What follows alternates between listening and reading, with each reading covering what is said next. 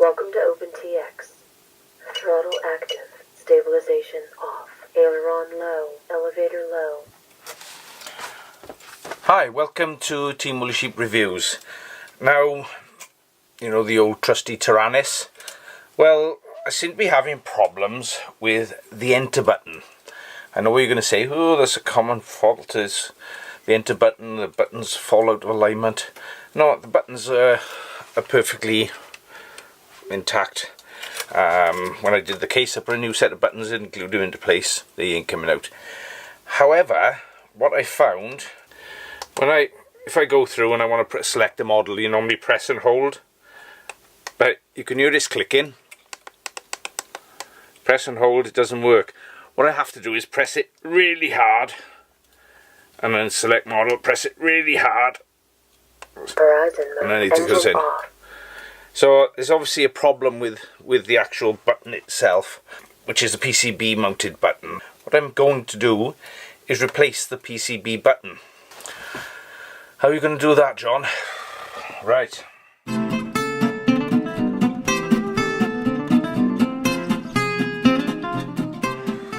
Right. What I have here is some buttons. Now, because I was unsure what size, I've got two different sizes. Now, I don't know whether you can see the button, but that's the buttons, and I've got two different sizes. So what I'm going to do is I'm going to put a link down below, so if you want to get a set of buttons, you can get the right size buttons. So first thing I've got to do is power off and strip down the Taranis.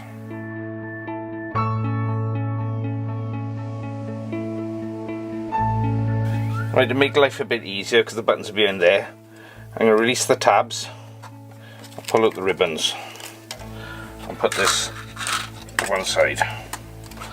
Now the buttons are actually soldered underneath these pins here. So what I need to do is take the whole board off, so it's undo all the ribbons. 5 screws. So what I need is a small screwdriver. Right, now this should lift up. Now what we've got to be careful of is there's a little ribbon there. And this, hopefully, should come out. Oh, I didn't need to release that tab, I can put that back. Alright, so be careful of the display there. If you notice, I'm working on some nice foam. And the button that's faulty is the enter button, which is this one here. So switch button 1 is the one that's faulty. Right, so the plan is I'm going to desolder these 4 solder joints for that switch and replace that switch. What you need, a good pair of eyes and a solder sucker. And it's quite simply warm up the joint, suck as much of it out as you can. Don't be afraid, if need be, to resolder it and suck it out again.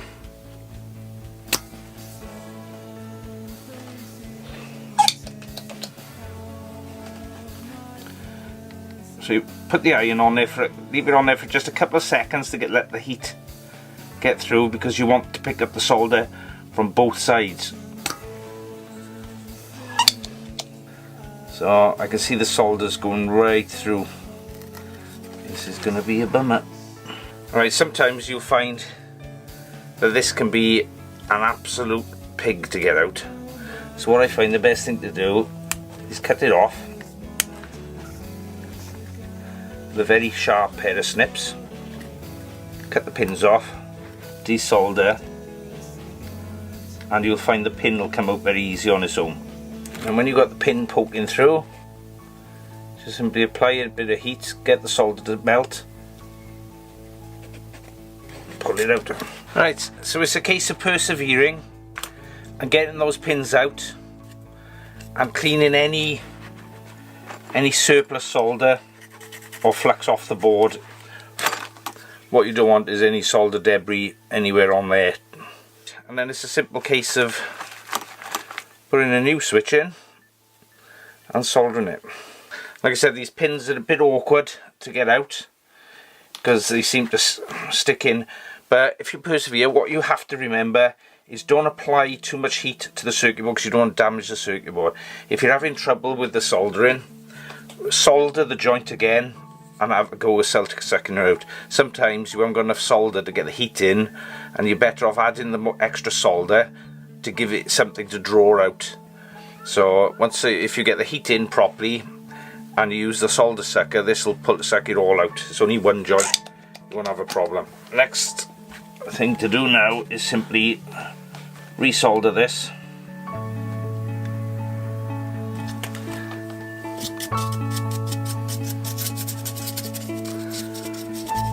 Alright, give it a little brush, make sure there's no solder debris where you've been desoldering and there's no little bits. The board is clean. Alright, well, you got to remember this is a liquid crystal display, so you mustn't put any pressure on it. If you clean it, be gentle. Alright, keep it, because if you press it, it will mark the. You'll see the screen being affected.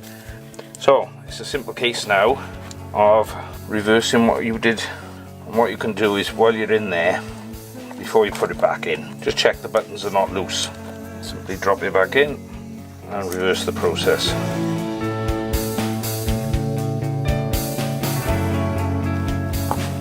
Right, another tip. I've heard people changing the gimbals and then having problems and saying the gimbal's not working. So watch out for any pins that pop up. It's quite simple. Like I said, if you just check the rows of pins, if any of them are higher than the others, then chances are they're not making a connection. So simply press them down and you should be back in business. Alright, when it comes to reassembling the radio, you've got to very carefully place these back under until they go in. They probably go in about 2 or 3 millimeters. Right, make sure the tabs are out. Push them in and push the tabs back. So you can see how much blue is showing. It's the same amount of blue there as there's there. What's a pain is these, before you open it up, you've got to slacken off these 2 switch screws. Bit of a crap design, I must say. But if you glue the switch in, when you've got it open, if you glue the switch in, put a bit of hot glue there, then when you take the back off in the future, they stay in the front plate. I'll put 2 opposite screws in. One thing somebody taught me a long time ago was that when you put a screw in, if you go backwards, you'll hear a click. Then screw it in and it'll follow the existing threads. So now I should be able to plug in my battery and power up. Welcome to OpenTX. Horizon mode. Engine off. So menu, I'll select that quad, press and hold, select model. Horizon mode. Engines disarmed. So everything's working, so I'll put the rest of the screws in. Right, so that's it. That button works perfectly. Now, the only thing I would say is that if you're not confident at soldering, then don't do it. Get somebody who knows what they're doing with solder. It is not difficult, but it does take an experienced soldering person to do it. If you are not confident at soldering, don't do it. Get somebody who is. These are tactile buttons. They are available. They're called navigation buttons on the FrSky or FrSky dealers spare parts list. If you want to know the size of them, I have one of these, and basically the full length of the switch, not including the pins, is 7mm. So, and that is the full length of the switch, obviously not with the button pressed. They're tactile switches. You can actually buy various lengths of the top of the switch, so they measure from the base to the top of the switch, and this particular one for the Taranis radio is 7mm, and they don't cost a lot. I think they're about £2.50, something like that. I paid £2.50 and I had 5, so I bought them from eBay. I'll put a link below to the both places, so if you're in the UK you can buy them from eBay. Otherwise you can see them on the parts list of one of the FrSky distributors. Right, so that's my radio fixed. Like I said, if you have a problem with the buttons, then first check the black buttons are not actually dislodged and moving about. So if they're loose, you basically glue them back in, no big deal. And obviously be careful you don't get any glue on the buttons, so don't go mad. So if that's not the problem and it is an actual wear thing and you can hear it clicking, but you've got to press it really hard to get it to work or wiggle the button around, then obviously that button needs changing. It's not a part that normally goes, but they are wearing parts. So the whole radio is serviceable. You can get replacements for every single part of this radio. Like I said, even the buttons on the circuit board. So if you need a button, you can get them from your FrSky dealer, FrSky dealer, or you can get them from eBay. I'll put a link below. They are 7mm tactile buttons, so they should be readily available. They're quite a standard part in electronics. So that is the replacement button. Thank you for watching Team Woolly Sheep Reviews. Hope you enjoy what I do. You can always click subscribe and catch up with my latest videos. So I hope that was helpful, and speak to you soon. Thank you. Bye.